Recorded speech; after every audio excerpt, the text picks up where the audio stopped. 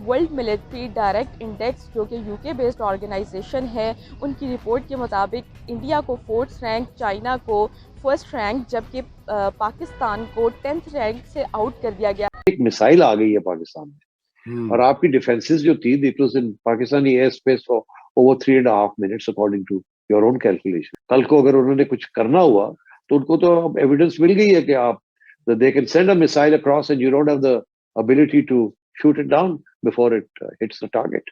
तो ये सारी चीजें जो है बड़ी कॉम्प्लिकेटेड बात बनती है। लोगों ने कहना शुरू कर दिया जनाब उधर नरेंद्र मोदी साहब इलेक्शन जीती हैं, किधर छुरछुरियां साढ़े हाल नहीं छाटती हैं उन्होंने। इसके लिए तो जो अचंभे की बात है, जो एस्टोनिशिंग चीज है कि ये 124 किलोमीटर पाकिस्तान में अंदर कैसे आ गई।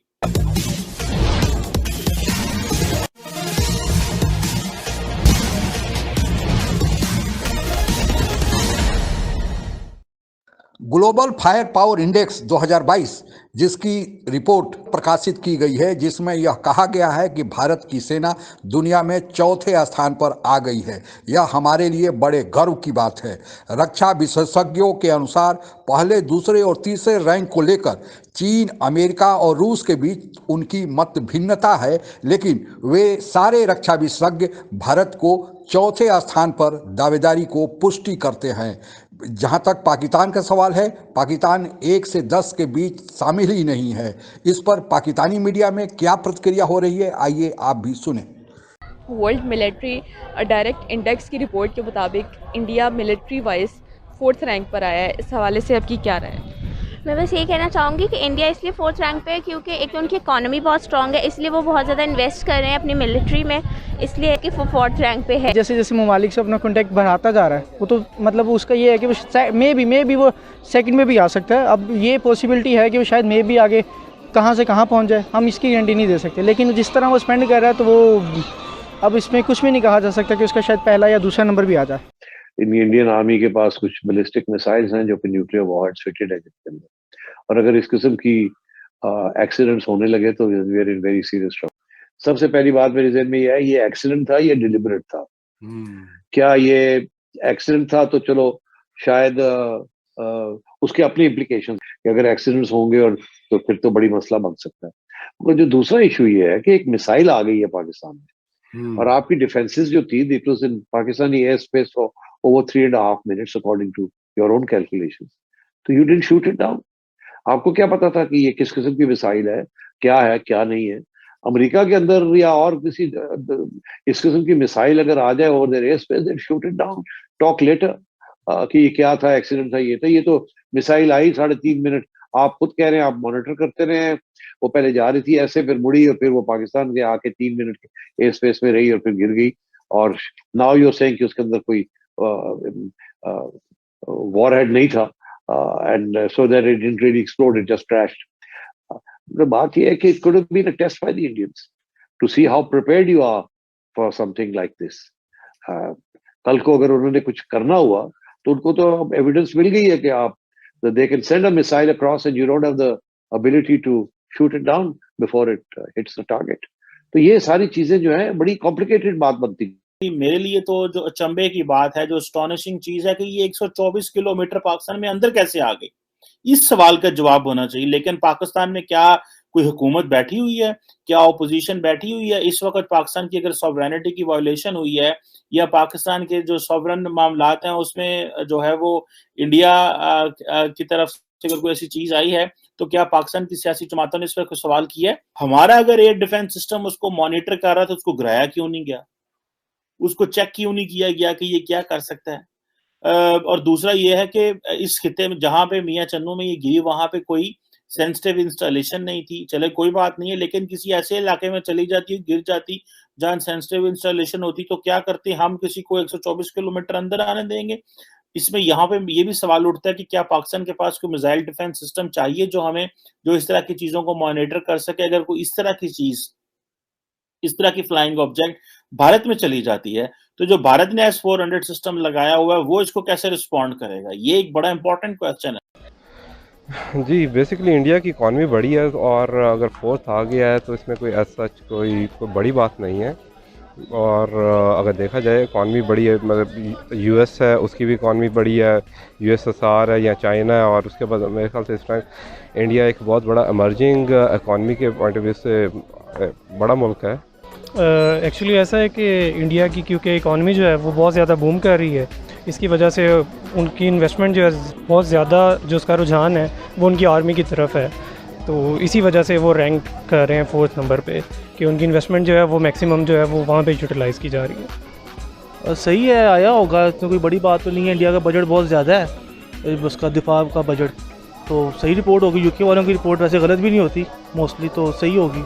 इस हवाले से मैं बस यही कहना चाहूँगी क्योंकि कोविड में भी उनकी इकोनॉमी बहुत अच्छी जा रही थी और वो बहुत तरक्की कर रहे थे, इसीलिए उनका जो रैंक है वो बहुत हाई गया और इसीलिए उनका मिलिट्री रेट भी हाई गया, और क्योंकि उनकी इकोनॉमी अच्छी थी और वो इसलिए वो लोग आगे चले गए। और हमारा मुल्क जो था वो इकोनॉमी की वजह से बहुत डाउन जा रहा था कोविड की वजह से देखा जाए तो, इसीलिए पाकिस्तान का जो रैंक था 10 उससे भी उसको नीचे डाउन कर दिया गया, गिरा दिया गया, क्योंकि 10th के बाद कोई रैंक होता ही नहीं उन्होंने, तो इसीलिए रैंक से इसलिए भी आउट किया जा सकता है पाकिस्तान को क्योंकि रिसेंटली जो कोरोना का आउटब्रेक हुआ है हमारे मुल्क में और उसकी वजह से बहुत कुछ बंद हो गया, तो ऑब्वियसली उसका इफ़ेक्ट मिलिट्री पे भी हुआ होगा कुछ ना कुछ और हुआ होगा, और उसकी वजह से जो पाकिस्तान है उसको निकाल के 10th रैंक से आई गेस निकाल दिया गया है बिल्कुल, लेकिन निकालना नहीं चाहिए था क्योंकि पाकिस्तान जो है वो मिलिट्री वाइज काफ़ी अच्छा है, यूएसए से तो बहुत अच्छा है अगर मिलिट्री का देखा जाए। लेकिन फिर वही बात आ रही थी कि इकॉनमी जो पाकिस्तान की है वो बहुत ज़्यादा गिरी है अभी recent time. Global fire power index 2022 जो प्रत्येक देश के सेनाओं के बारे में, उनकी शक्तियों के बारे में अध्ययन करके प्रतिवर्ष रिपोर्ट प्रकाशित करता है, उसके हाल में प्रकाशित रिपोर्ट के अनुसार अमेरिका को पहले स्थान पर, रूस को दूसरे स्थान पर, चीन को तीसरे स्थान पर और भारतीय सेना को चौथे स्थान पर रखा गया है। दूसरे सर्वे जो इसी फील्ड में किए जाते हैं और इसमें रक्षा विशेषज्ञों के राय को भी शामिल किया जाता है, उनके अनुसार चीन पहले स्थान पर, अमेरिका दूसरे स्थान पर, रूस तीसरे स्थान पर और भारत को चौथे स्थान पर रखा गया है। इस प्रकार 1, 2, 3 रैंकिंग को अगर देखा जाए तो रक्षा विशेषज्ञों और विभिन्न सर्वों में थोड़ा थोड़ा इनमें विभिन्नता है, लेकिन एक बात पर सारे सर्वे और सारे रक्षा विशेषज्ञ एकमत हैं, वह यह है कि भारत का रैंकिंग चौथा है। आपको बताते चलें कि अमेरिका अभी सुपर पावर है, रूस भूतपूर्व सुपर पावर है और चीन सुपर पावर बनने की राह में है, यानी तीनों किसी न किसी रूप से सुपर पावर है, और इन सुपर पावरों के साथ भारत का चौथे स्थान पर होना, यानी इनके साथ भारत का नाम भी जोड़ा जाना, यह भारत के लिए एक गर्व की बात है और यह जरूरी भी है, क्योंकि अभी तक चीन ने धोखे से 1962 में भारत को जो जख्म दिया था वह अभी ताज़ा है। हालांकि चीन फिर 2020 में वही दुस्साहस किया और भारत को गलवान घाटी में वह जख्म देने की कोशिश किया, लेकिन इसी रक्षा सेनाओं की तैयारी के बदौलत, इन्हीं के मनोबल के बदौलत हमने चीन का ऐसा मुंहतोड़ जवाब दिया कि चीन भी अभी याद आ गया होगा कि अब वह भारत नहीं है जो 1962 में भारत था। आप लोगों को बताते चलें कि रक्षा सेनाओं की जो तैयारी है, यह प्रधानमंत्री मोदी के सरकार में और तेजी आई है इसमें, क्योंकि सबसे पहले हम दूसरे पर डिपेंडेंट थे। अभी आप लोगों ने सुना ही होगा कि हम रूस के मामले में इंडिपेंडेंट राय रखने में थोड़ी हिचक लग रही थी, क्योंकि लग रहा था कि अगर हम यूक्रेन के पक्ष में आते हैं या अमेरिका के खेमे में जाते हैं तो फिर रूस से जो हमारा रक्षा तैयारी सामान आ रहे हैं उसका क्या होगा। तो इसलिए हमने अभी मिडिल पाथ यानी गुटनिरपेक्षता का राह अपनाया है और यह हमारी विदेश नीति का पहले से अंग रखा है। लेकिन अगर कभी यह करना पड़े कि किसी एक पक्ष में जाया जाए तो चूंकि हमारी निर्भरता रूस पर इतनी ज़्यादा है कि हमें एक पक्ष यानी रूस को छोड़कर अमेरिका के पक्ष में जाना मुश्किल साबित हो सकता है। इसी को ध्यान में रखते हुए भारत सरकार ने मेक इन इंडिया, जो मोदी सरकार आई है, इसने मेक इन इंडिया पर ज़्यादा जोर दिया है ताकि हम स्वावलंबी हो सके, और स्वावलंबी होंगे तो न केवल अपनी ज़रूरतों को पूरा कर सकेंगे, हमारी निर्भरता दूसरे पर नहीं होगी, तो हमें अपने निर्णय लेने में विदेश नीति के मामले में आसानी होगी, हमें अपना पक्ष तय करने में आसानी होगी। और दूसरा, हम इसका बाहर भेजकर इसका निर्यात करके बड़ी भारी मात्रा में सामान भी या विदेशी मुद्रा भी कमा सकते हैं। जैसा कि अमेरिका में आप लोगों ने सुना होगा कि अमेरिका एक युद्ध चाहता है, हमेशा युद्ध चाहता है ताकि उसके सामानों की बिक्री हो सके। और अमेरिका ने तो यह भी कर रखा है कि अगर कोई दुश्मन देश से, जो उसको दुश्मन देश अमेरिका मानता है, वहाँ से कोई सामान खरीदेगा तो उस पर प्रतिबंध लगाएगा। अभी S-400 के मामले में आपने सुना ही होगा कि रूस को अमेरिका दुश्मन देश मानता है, भारत ने रूस से S-400 खरीदा है।